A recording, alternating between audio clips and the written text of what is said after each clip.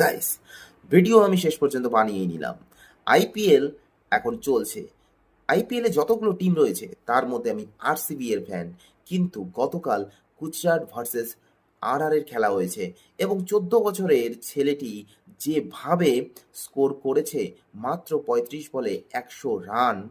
স্টেডিয়ামের সমস্ত দর্শক, সোশ্যাল মিডিয়া, ইউটিউব সব দর্শকই পুরো পাগল হয়ে গেছে।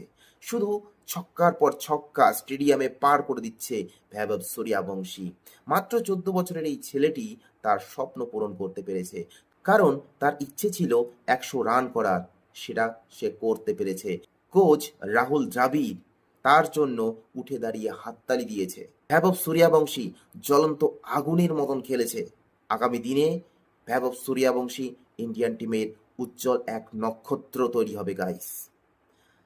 কালকের ম্যাচ দেখে তোমাদের কি মতামত রয়েছে বৈভব সূর্যবংশীকে নিয়ে কমেন্টে অবশ্যই জানাও। Thank you.